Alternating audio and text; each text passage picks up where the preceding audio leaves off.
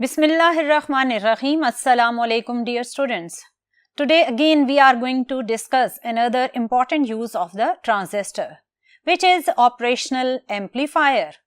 Operational amplifier is a device which consists of many transistors and resistors and it can perform multiple operations. तो चलिए देखते हैं कि operational amplifier आखिर हम क्यों यूज करते हैं और कहां यूज करते हैं. डियर स्टूडेंट्स, स्टार्ट करने से पहले आप देखें कि लेट्स सपोज आपके पास 2 वोल्ट का एक पोटेंशियल सोर्स है और आपके पास एक बल्ब है जिसे ऑन होने के लिए 9 वोल्ट्स की रिक्वायरमेंट है. तो क्या ये 2 वोल्ट का डीसी सोर्स आपके बल्ब को ऑन कर लेगा? तो ऑब्वियसली आपका आंसर होगा नो. लेकिन अगर हम अपने डीसी सोर्स से बल्ब के बीच में एक ऐसा सर्किट बनाएं जिसमें हम एक स्पेशल इलेक्ट्रॉनिक डिवाइस कनेक्ट करें, तो ये इलेक्ट्रॉनिक डिवाइस आपके इस नामुमकिन को मुमकिन बना देगी और वही 2 वोल्ट का सेल आपके बल्ब को 9 वोल्ट दे देगा और आपका बल्ब ऑन हो जाएगा. ये आखिर कौन सी डिवाइस हमने कनेक्ट की जिसने 2 वोल्ट को 9 वोल्ट के काबिल बना दिया? ये डिवाइस कहलाती है ऑपरेशनल एम्पलीफायर. ये operational amplifier basically multiple transistors और रेजिस्टर्स के कॉम्बिनेशन का नाम होता है.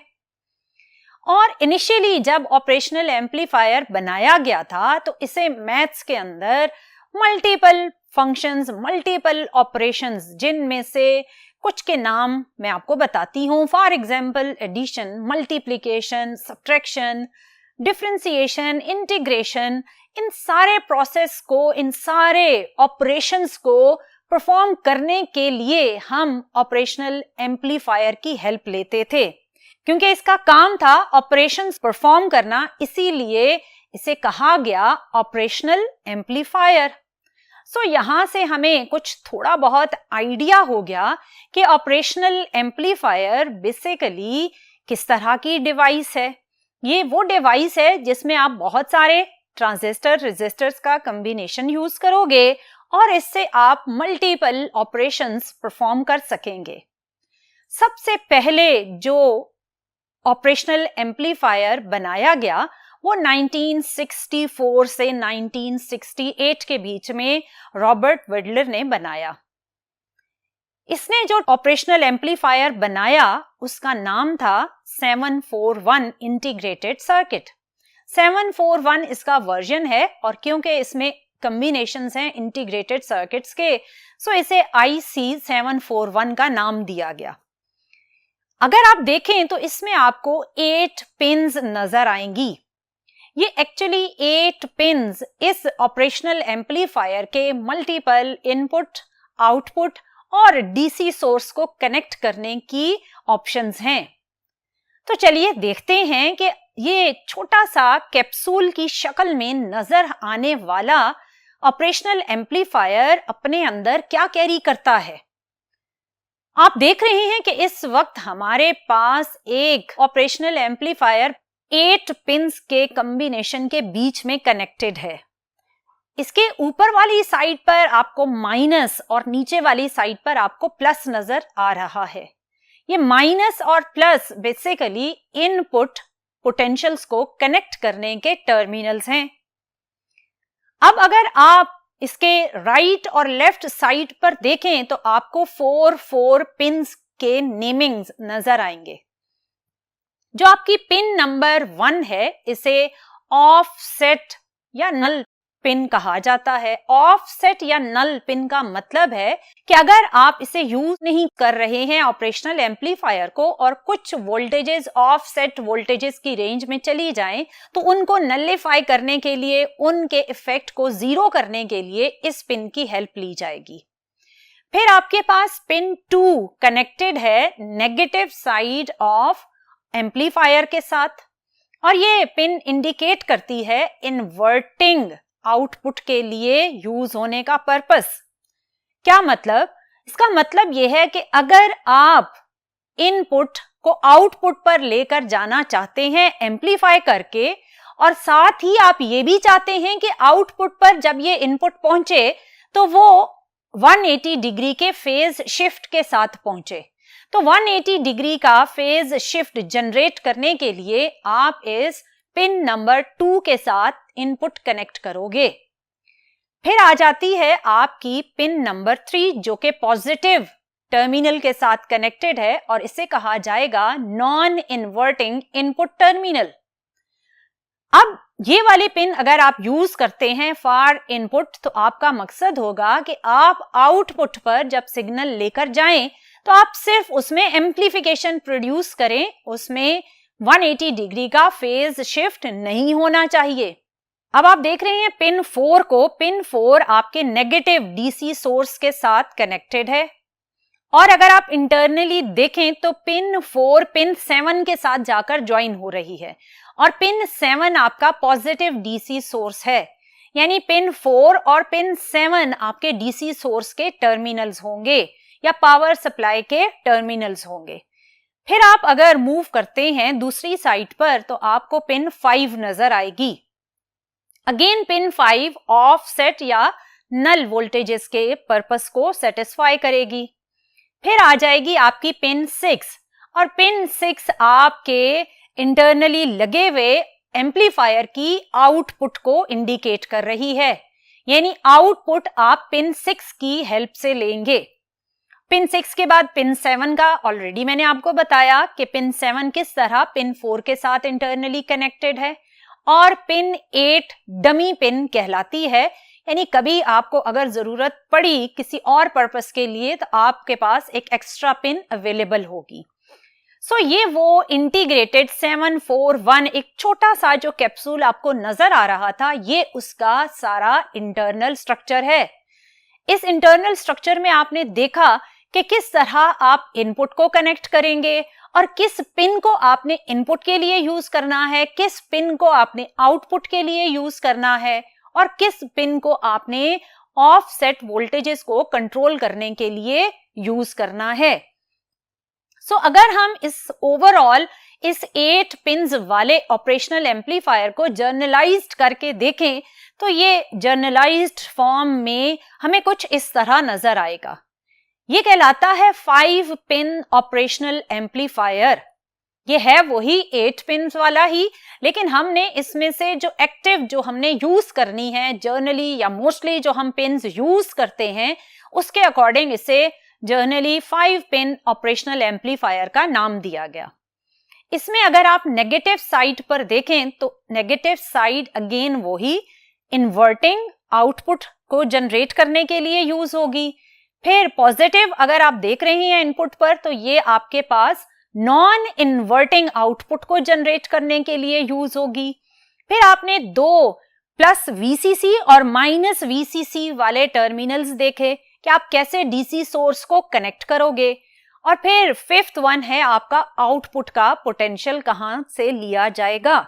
सो ये एक जर्नल फिगर है या अरेंजमेंट है जो आप यूज करते हैं 5 पिन ऑपरेशनल एम्पलीफायर के लिए।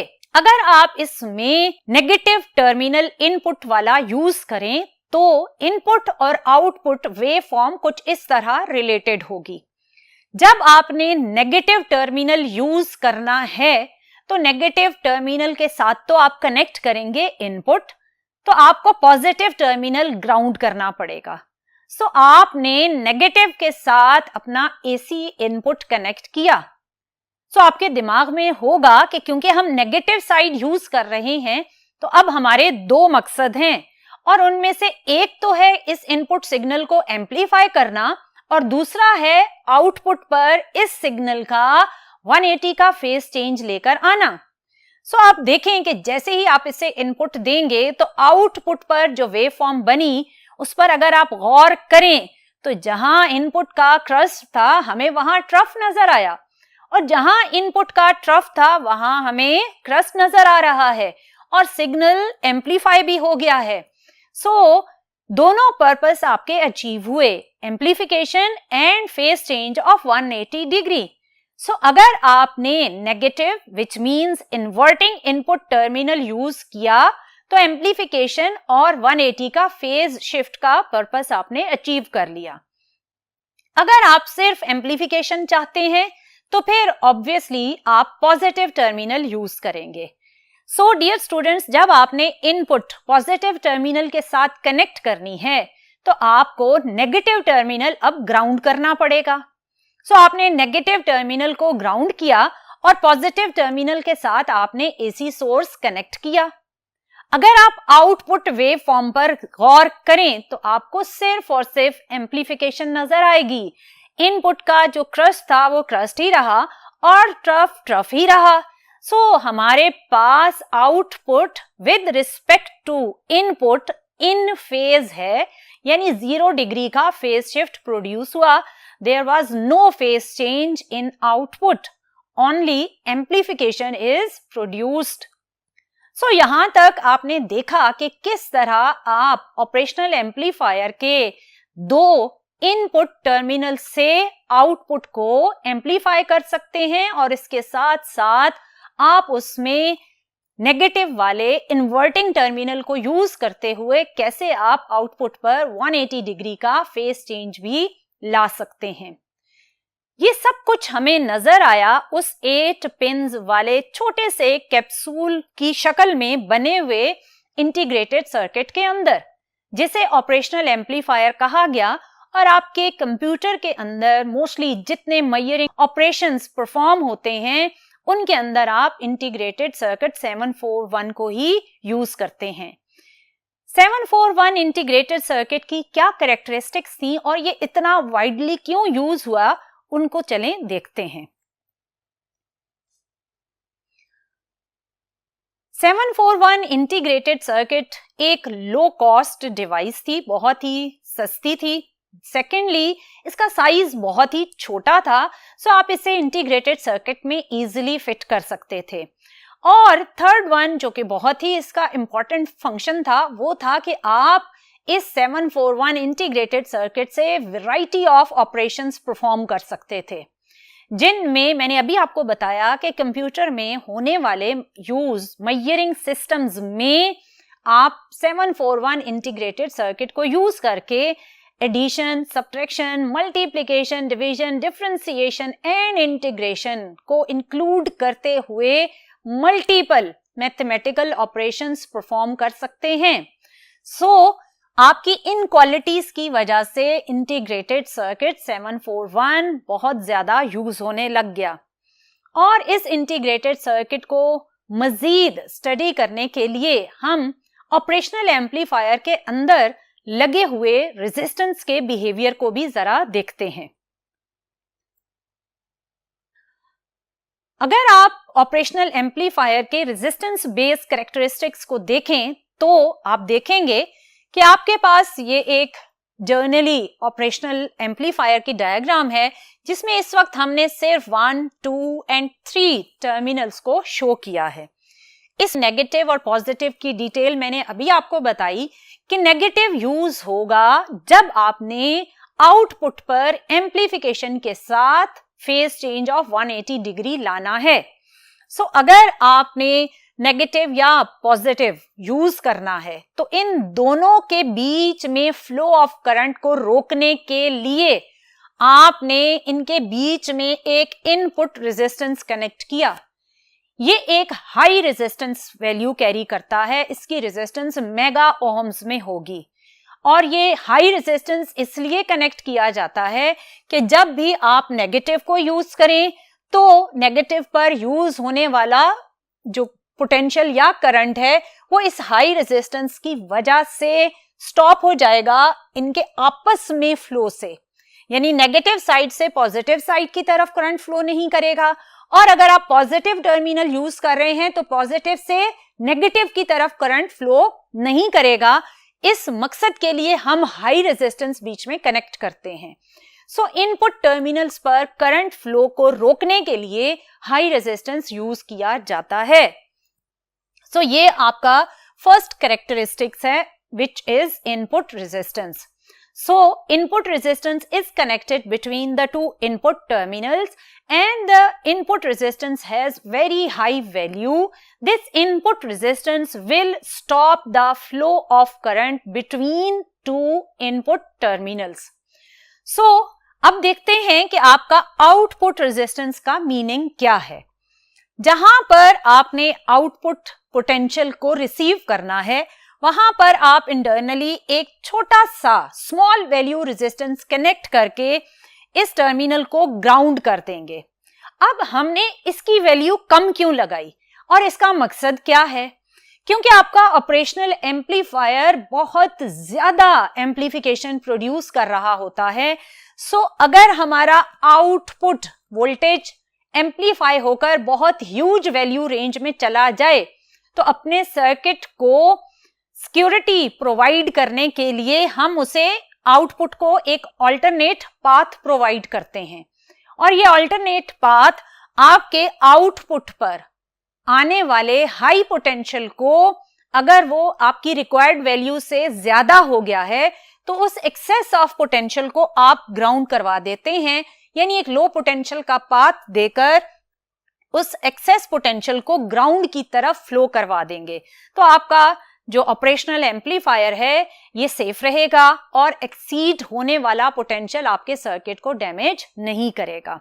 सो इसीलिए इस रेजिस्टेंस की वैल्यू बहुत ही कम होती है ताकि आपका जो फ्लो है वो तेजी के साथ हो सके. क्योंकि अगर हम यहां हाई रेजिस्टेंस कनेक्ट कर देंगे तो ऑब्वियसली फ्लो पाथ जो है उसके पाथ में एक हाई रेजिस्टेंस आ जाएगा तो करंट का फ्लो करना मुश्किल हो जाएगा.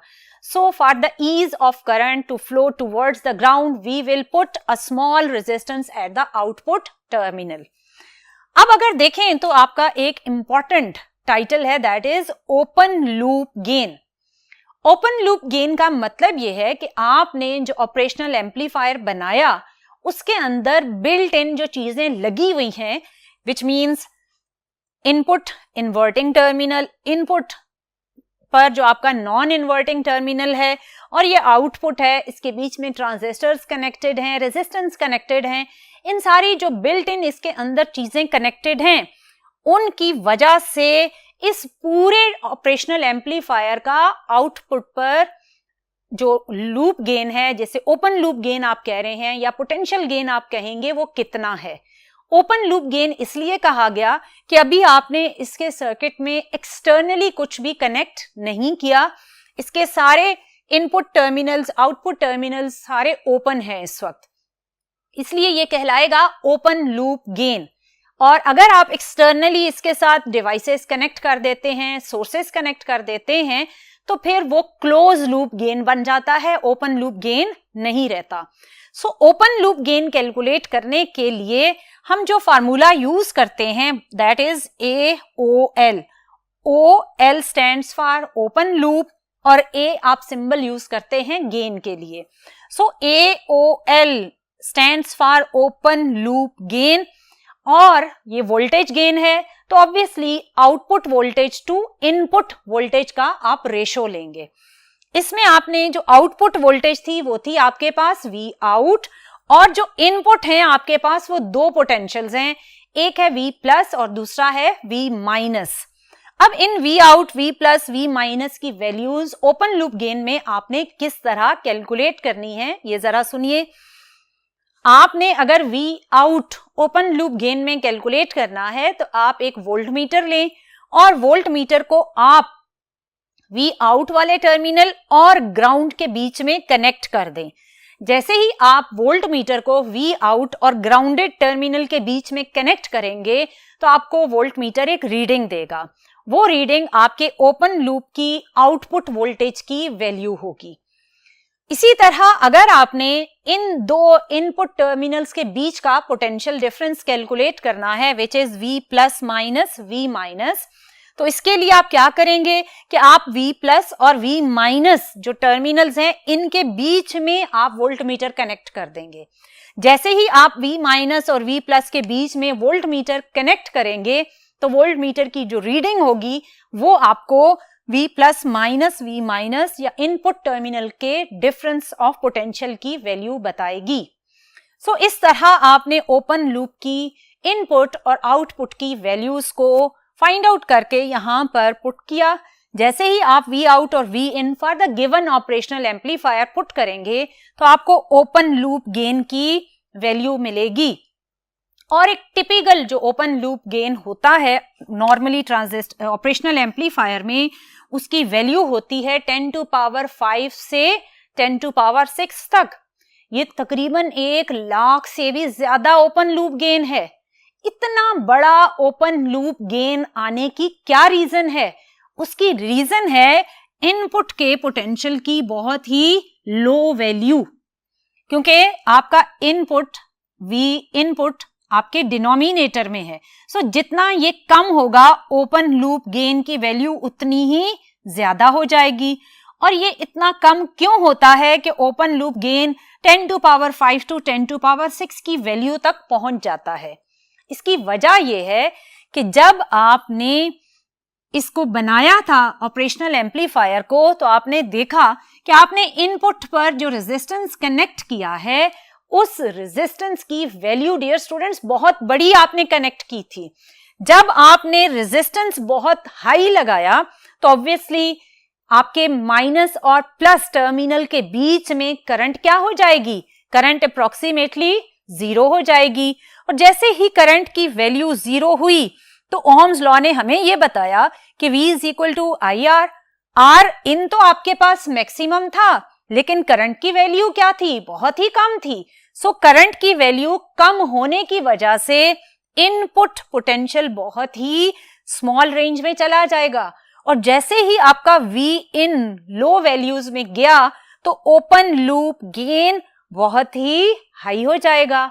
सो आपने इसकी कंस्ट्रक्शन ही इस तरह की कि इनपुट पर हाई रेजिस्टेंस से आपको जो बेनिफिट हुआ वो ये हुआ कि इनपुट पर आने वाला पोटेंशियल बहुत ही कम हो गया। और दूसरा हमें यह फायदा हुआ कि अगर आप इन्वर्टिंग टर्मिनल यूज कर रहे हैं तो इन्वर्टिंग टर्मिनल और नॉन इन्वर्टिंग टर्मिनल के बीच में करंट या पोटेंशियल का मिक्सिंग नहीं होता। हाई रेजिस्टेंस उस करंट को ब्लॉक कर देता है। सो आपने देखा कि किस तरह आप ऑपरेशनल एम्पलीफायर की हेल्प से एक huge open loop gain generate कर सकते हैं। सो एक बहुत बड़ा सर्किट बनाने की बजाय ऑपरेशनल एम्पलीफायर ने आपको एक बहुत ही बड़ा एडवांटेज दिया। और वो ये दिया कि आपने एक छोटे से कैप्सूल के अंदर एक ऐसी सर्किट अरेंजमेंट बना डाली जिसने आपको multiple functions with in seconds करके दिखाए। सो डियर स्टूडेंट्स, यहां तक तो था कि किस तरह आप ट्रांजिस्टर्स और रेजिस्टर के कॉम्बिनेशन से ऑपरेशनल एम्पलीफायर बनाकर अपने कंप्यूटर और डिफरेंट डिजिटल सर्किट्स में मैथमेटिकल ऑपरेशंस को बहुत ही आसानी के साथ परफॉर्म कर सकते हैं। मजीद जानेंगे कि ट्रांजिस्टर्स को हम किस तरह और कहां, और इसी ऑपरेशनल एम्पलीफायर को भी इन्वर्टिंग और नॉन इन्वर्टिंग बिहेवियर में हम कैसे मजीद इंफॉर्मेशन इसमें से गेन कर सकते हैं। सो वो जानने के लिए हम नेक्स्ट लेक्चर में मिलेंगे। टिल देन, अल्लाह हाफिज।